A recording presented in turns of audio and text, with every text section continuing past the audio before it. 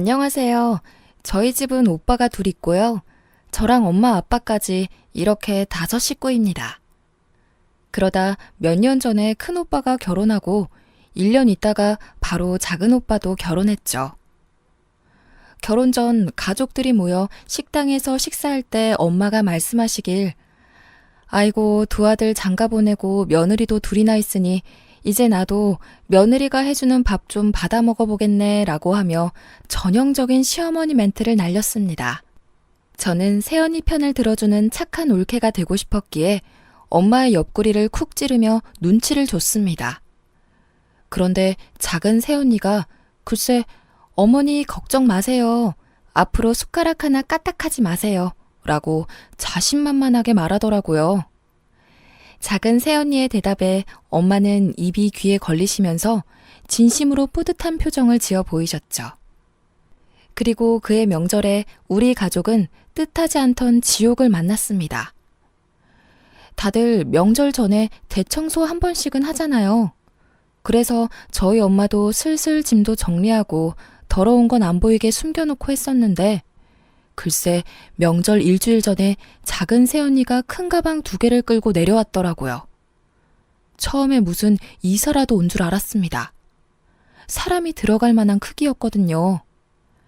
작은 새언니는 당당하게 청소가 필요할 것 같아서 자기가 전부 준비해왔다며 웃더군요.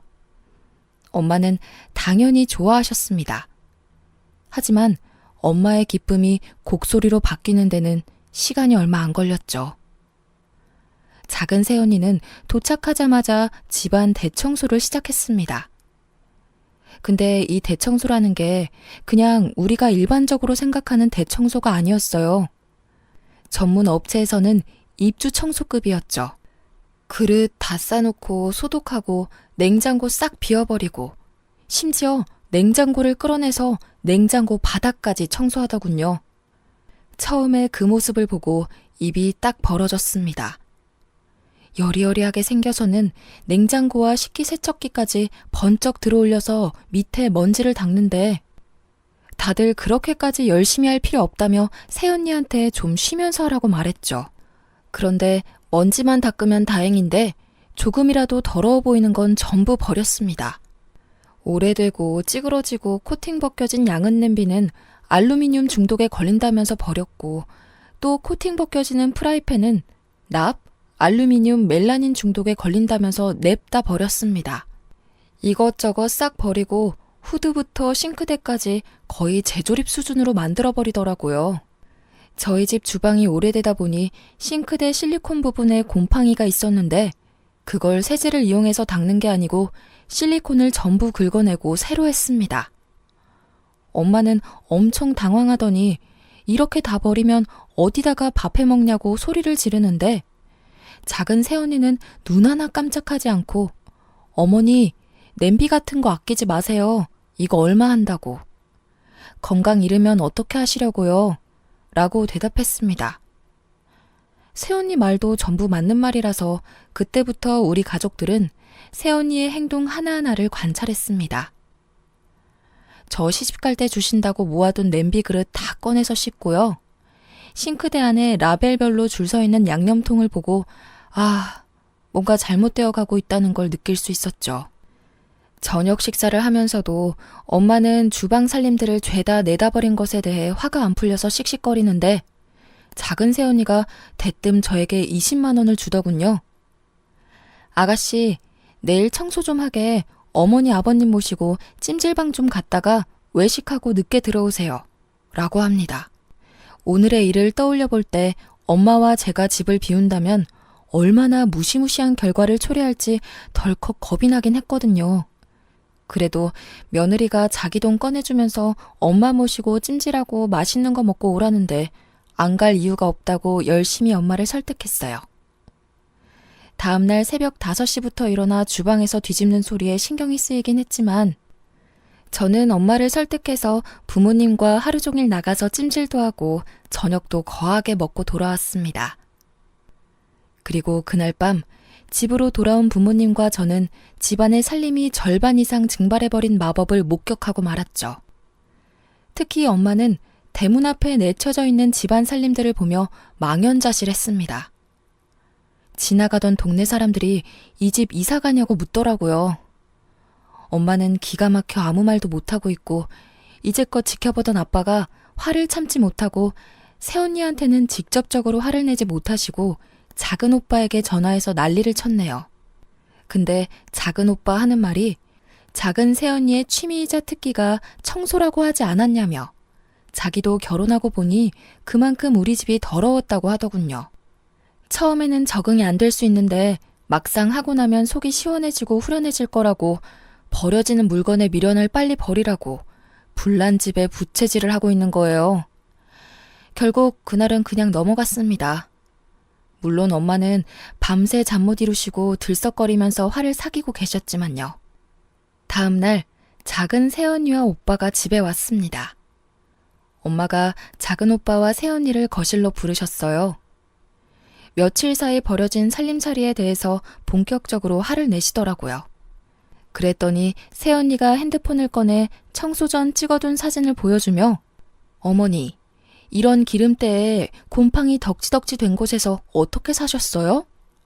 아버님 보세요. 식당에 갔는데 주방이 이렇게 기름때 있으면 그 식당에서 음식 사 먹고 싶으시겠어요?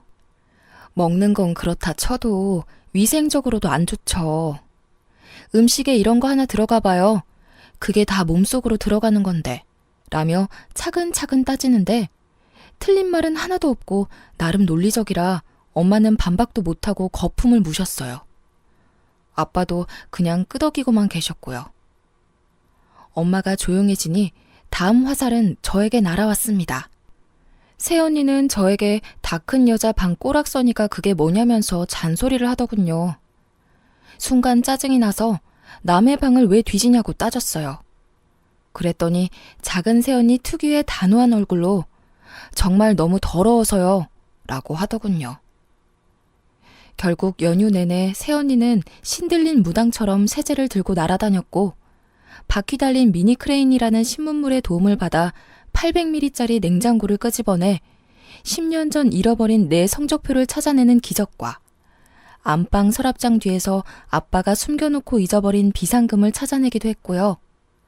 작은 방 책장을 조심스레 드러내더니 그곳엔 오빠들의 직바꾸리 폴더에 담지 못했던 여자들의 사진을 발견하는 기적들을 행하셨습니다. 엄마는 언니가 버리면 다시 주워와서는 작은 새언니가 버릴까봐 다시 숨기는 숨바꼭질을 하더군요. 명절 때 엄마도 저도 부엌 근처에도 못 갔어요. 큰 새언니 역시 영문도 모른 채 싱크대 근처도 못 가고 피난 행렬에 동참했죠.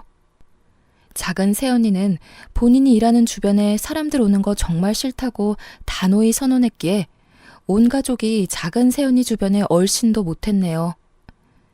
작은 새언니는 주방에서 음식을 하다가도 누가 무언가를 먹다 흘리면 귀신같이 쫓아와 닦았습니다.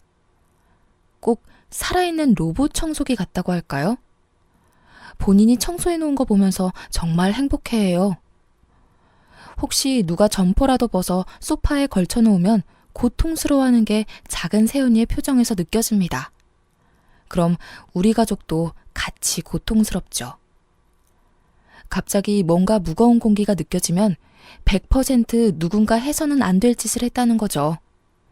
그래서 온 가족이 집에 들어올 때 밖에서 옷을 털고 들어오는 진 풍경이 펼쳐졌고 집에 들어와서도 먼지라도 흘릴까봐 작은 새언니가 부를 때까지 안방에 강제로 갇혀 있었습니다. 한 번은 식사 중 아빠가 쩝쩝 소리 내며 식사를 하셨더니 입안에 음식이 보이는 건 예의 없는 짓이라며 다른 사람들이 보면 더럽다고 욕한다며 아빠에게 훈계를 했습니다. 여기서도 엄마가 빵 터지셨죠. 안 그래도 뭐 하나 꼬투리 잡을 거 없나 보고 계셨는데 엄마는 어디 시아버지에게 그게 무슨 말버릇이냐며 호통을 치더군요. 사실 엄마도 보통 사람은 아니라 둘 사이의 말싸움이 장난 아니었지만 작은 새언니는 절대 엄마에게 밀리지 않았고 결론은 더럽다 단 하나였어요. 무슨 말싸움을 저리 잘하는지 말싸움 대회라도 있으면 금메달은 따놓은 당상이겠더라고요. 명절 당일에 친정도 안 가고 우리 집 청소를 하더군요.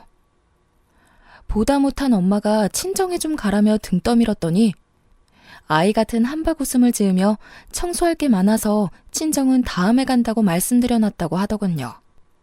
작은 오빠는 올 것이 왔다고 예상했다는 듯 명절 전날 와서 명절 당일 와이프를 두고 혼자 집에 가는 거예요. 정말 어이없었죠. 그렇게 전쟁과도 같았던 태풍과도 같았던 명절이 휩쓸고 지나갔습니다. 마치 지옥과도 같았던 불편했고 답답했던 명절이 끝나고 그 다음 달이 제사였죠. 이번에도 작은 새언니가 내려오니 저랑 엄마는 안방이랑 제 방문을 잠가두었습니다. 작은 새언니는 가소롭다는 듯 가위로 잘라서 가볍게 방문을 따고 들어가 청소를 하더라고요. 엄마는 뭐 이런 게 다 있나 하셨습니다. 그리고 작은 새언니는 심지어 우리 집 청소 전후 사진을 찍어 본인의 SNS에 올리는 겁니다. 우리 집과 가족들은 작은 새언니의 지인, 친정 식구와 SNS 팔로워들에게 더러운 시댁 가족들로 낙인 찍혔네요. 그 후 2년간 피 터지는 신경전을 했죠. 결국 연휴가 유난히 길었던 추석 때 며칠 전에 집으로 배달된 도배지를 보신 아빠가 명절마다 제사 때마다 이게 뭐 하는 거냐고 내 집에서 내가 마음 편히 지내지 못한다며 더 이상 이렇게는 불편해서 못 살겠다고 말씀하셨습니다. 그래서 그 다음 명절부터 제사 차례를 없앴어요. 아예 없앴다기보다는 날짜를 조정했어요. 명절날 바로 전에 절에 모여서 차례 지내고 바로 헤어지자 선언하셨습니다. 그래서 올해 정월부터 절에서 모셨습니다. 연휴에는 각자 가족과 함께 보내자 하셨어요. 그래서 절에서 만나고 밖에서 밥 먹고 각자 집으로 돌아갔네요. 결론은 이제 우리 집은 평화가 찾아왔습니다. 저희 집은 이제 명절 음식, 제사 음식이라는 게 사라져버렸습니다. 아직도 엄마는 새언니 전화만 오면 심장이 뛴다고 하세요. 핸드폰이 울리면 인상을 쓰시면서 아빠에게 또는 저에게 서로 받으라고 미룹니다. 우리 집이 정말 너무나 더러워서 그랬다고 생각하실 수도 있어서 조금 변명을 해보자면 저희 엄마는 그냥 평범한 대한민국 엄마입니다. 부모님은 평생 생선시장에서 생선 손질해서 우리 삼남매 공부시키고 장가 보낸 분들이시죠. 매일 쓸고 닦아 광나게는 못해도 생선 장수 자식들이라고 냄새난다고 욕먹을까봐 매일 씻고 닦이셨어요. 생선 냄새가 너무 싫어 냄새 뺄까봐 밥상에 생선 부위도 잘 안 올리셨습니다. 얼마 전 엄마 심부름으로 제가 작은 오빠 집에 간 적이 있습니다. 부모님이 작은 새언니한테 워낙 대이셔서 작은 오빠 집 근처도 안 가려고 하세요. 저도 안 가고 싶었는데 엄마는 죽어도 쟤네들 사는 곳은 절대 안 가겠다며 못 박았습니다. 오빠만 오라고 하면 혹시라도 새언니랑 같이 올까봐 꼴 보기 싫다고 저한테 다녀오라고 명령하셨죠. 아주 다행히도 새언니는 회사 동료 결혼식에 가는 바람에 작은 오빠 혼자 있었네요. 작은 오빠네 신혼집을 처음 들어가는데 감탄사를 내뱉고 말았습니다. 현관에서부터 위생적 아우라가 느껴지더군요. 집 안에 들어갔는데 현관문 옆방에 청소기들이 종류별로 다 서 있습니다. 밀어서 닦는 것, 밀어서 빠는 것, 밀어서 쓰는 것, 자기 혼자 닦는 것, 혼자 빠는 것 등등 말이죠. 현관에는 소독용 에탄올이 분무기 타입으로 비치되어 있었고 세탁실에는 수집이라도 하는지 우리나라에서 구할 수 있는 모든 종류의 세제가 가지런히 놓여 있었네요. 심지어 락스는 말통으로 있더군요. 게다가 모든 세제들의 라벨이 한 방향을 보고 서 있음은 물론이었고 거실은 그냥 모델하우스 같았습니다. 싱크대 위에 그 흔한 밥통도 없어요. 거실에도 6인용 식탁이랑 TV만 있었죠. 혼자 쓸고 빠는 로봇 청소기만 거실을 돌아다니더군요. 오빠한테 이렇게 어떻게 사냐고 물어보니 오빠한테 청소하라고 강요는 안 한다고 합니다. 처음에는 하도 피곤하게 해서 싸우기도 했는데 이제는 타협도 보고 적응도 되어서 사용한 물건 제자리에만 놓으면 부딪힐 일이 없다네요. 막상 지내보니 이게 훨씬 편하기도 하고 위생적인 것도 알겠고 물건 찾을 때도 항상 제자리에 있어서 편하다면서 저에게도 마치 종교 전파하듯 권유하는 겁니다. 새언니가 스트레스를 청소로 푸는 스타일이라 그렇다며 저보고 이해하라네요. 우리 집 한번 다녀오면 작은 새언니 얼굴이 빛이 난대요. 우리는 작은 새언니 때문에 짐 들고 이방저방으로 피난 다니는데 내년 여름 휴가 때 본가로 내려온다 하길래 앞으로 또 우리 집에 발들여 놓으면 의절하겠다 말했네요. 정말로 작은 새언니가 한번 다녀가면 아빠 혈압이 올라가세요. 오죽하면 명절이나 생신 다가오면 작은 새언니가 밀대 들고 쫓아오는 꿈을 꾼다고 하십니다.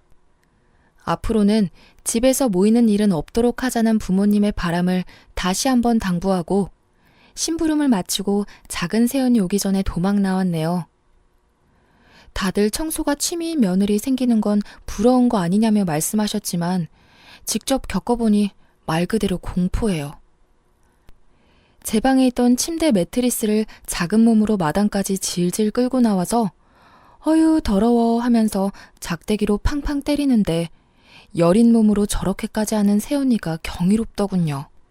그런데 다음은 또 뭘 할까 하는 공포를 느끼기도 한답니다. 생각해보면 저희 가족은 좀 특별한 것 같아요. 작은 새언니가 청소에 미친 사람인 것처럼 큰 새언니도 만만치 않거든요. 큰 새언니는 학교 선생님입니다. 그래서 그런지 무슨 일만 있으면 앞사람한테 설교를 해요. 그런데 큰 새언니가 그러면 큰오빠는 또 경건하게 경청하고 있어요. 한 번은 당뇨가 있는 아빠가 술을 드시고 들어오셨습니다. 때마침 집에 들른 큰 새언니한테 딱 걸려서 1시간 반 동안 설교를 들었네요. 듣다가 아빠가 화가 나서 소리 지르면 아버님 화내지 말고 이야기 들어보라면서 술이 당뇨에 미치는 악영향과 그로 인해 약이 되는 각종 합병증과 합병증으로 생길 수 있는 집안 가족들의 상심에 관하여 심도 있게 설명했습니다. 입원 또는 수술이라도 하는 날에는 가족들이 간병에 관해서 미루다가 싸움 나는 집안도 있다며 별의별 예시를 다 들어주는데 아빠는 언니의 논리정연한 말에 반박하지는 못하고 그저 한숨 한 번 쉬고 힘들어하기만 하셨어요. 큰 새언니가 입을 한 번 열면 아주 그냥 박찬호급이에요. 다들 알겠으니 그만하라고 설득하면 아니요, 아직 덜 끝났어요 하면서 또 다른 예시를 들더니 하나하나 다시 설명합니다. 큰오빠는 제대로 조련되었는지 큰 새언니가 입만 열면 말리지는 못할 망정 경건하게 경청하면서 추임새도 넣어요. 더 웃긴 건 작은 오빠도 그런 큰 새언니를 욕했었어요. 시부모를 학생 보듯 한다고 그랬던 작은 오빠는 작은 새언니를 데려왔네요. 큰 새언니랑 작은 새언니랑 붙으면 누가 이길까요? 사실 한번 새언니 둘이서 붙은 적이 있어요. 작은 새언니가 락스를 생수처럼 쓰는 걸 보고 큰 새언니가 동서 나랑 이야기 좀 해 라고 입을 열었죠. 뭔 일이 나려나 싶어 온 가족이 긴장했네요. 하지만 새언니들의 싸움은 얼마 지나지 않아 작은 새언니의 완승으로 끝났습니다. 큰 새언니는 동서 락스는 독성 물질이 어쩌고 저쩌고 지나치게 사용하면 어쩌고 저쩌고 작은 새언니가 더럽지 않아요? 라고 말하고 큰 새언니가 하지만 락스는 독성가스가 어쩌고 저쩌고 말하면 작은 새언니는 깨끗하지 않아요? 다시 큰 새언니가 그래도 가족의 건강을 생각해서 어쩌고 저쩌고 라고 하니 작은 새언니가 그럼 형님이 하실래요? 제가 보고 배울게요 라고 하더군요. 결국 큰 새언니가 미안하다고 하고 이렇게 허망하게 끝났네요. 그 뒤로 작은 새언니가 주방일 끝내고 돌아서면 큰 새언니가 바로 짐 챙겨서 식구들 몰고 청소 끝낸 방으로 들어갑니다. 무슨 대관령 양떼 목장의 양떼 같아요. 우리 엄마 아빠 평생 생선 팔아 과외시켜 좋은 대학 보내고 집 사서 장가 보냈더니 깔끔 대마왕 서장훈과 투머치 말 많은 박찬호를 데려왔네요. 두 분께 개인적인 감정이 있는 건 아닙니다. 그쪽으로 유명한 대명사라서 언급했습니다. 중간에 낀 저로서는 남은 엄마 아빠가 걱정인 거죠. 저야 시집 가면 벗어나는 거니까. 하지만 엄마 아빠는 새언니들과 앞으로 살아갈 날이 훨씬 더 많은데 두 새언니들의 확고한 고집이 꺾일 것 같지 않네요. 뭐 그 고집이 나쁜 쪽은 아닌 거니까 다 듣고 보면 틀린 말은 아니고 다 좋자고 하는 거잖아요. 본인들 고생하겠다고 시간 내서 저러는 거니 하루빨리 엄마 아빠가 새언니들을 인정했으면 하네요. 그저 시부모의 숙명으로 받아들이면서 잘 맞춰서 오래오래 스트레스 받지 않고 잘 지냈으면 하는 바람입니다. 하루빨리 우리 집에 평화가 찾아오길 바래요. 제 이야기는 여기까지입니다. 다들 행복하세요.